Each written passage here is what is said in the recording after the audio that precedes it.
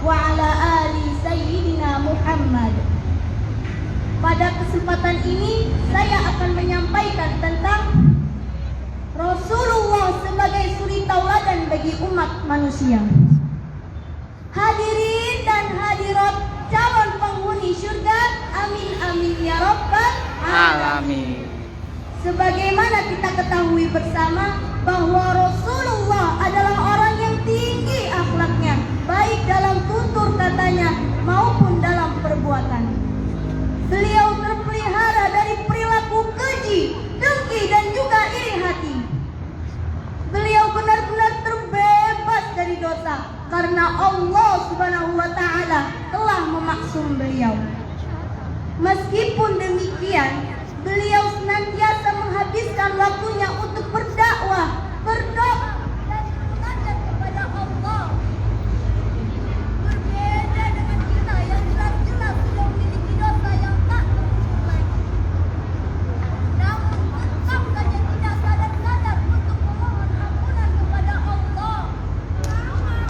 Kita berdoa, tetapi kita tidak mengerti apa maksud dari doa.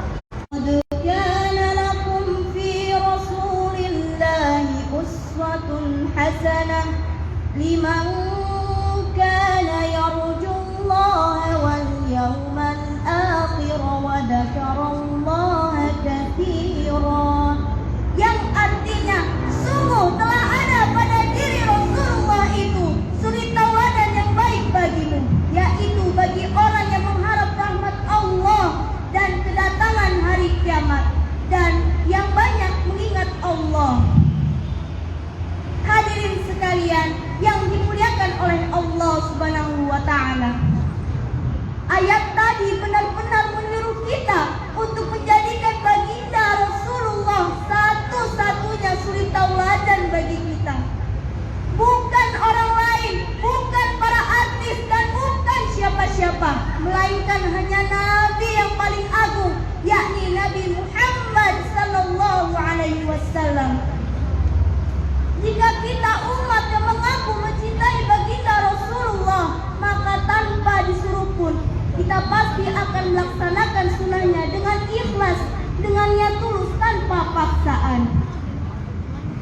Hadirin sekalian yang dirahmati oleh Allah Subhanahu wa taala, barang siapa mengaku mencintai baginda Rasulullah namun ia meninggalkan sunnah-sunnahnya, maka ia adalah pembohong. Apakah kita mau disebut sebagai seorang pembohong? Jika kita mengaku mencintai baginda Rasulullah, maka tanpa disuruh pun kita pasti akan melaksanakan sunnahnya. Jika kita mencintai seseorang, apapun pasti kita lakukan untuknya dan selalu mengingatnya. Mau makan, ingat dia. Mau tidur, ingat dia.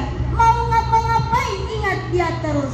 Dan yang selalu terngiang-ngiang di otak hanya dia dan juga dia. Namun hadirin sekalian, apakah seperti itu juga yang kita lakukan saat kita mengaku mencintai baginda Rasulullah? Ya enggak? Ya bangga?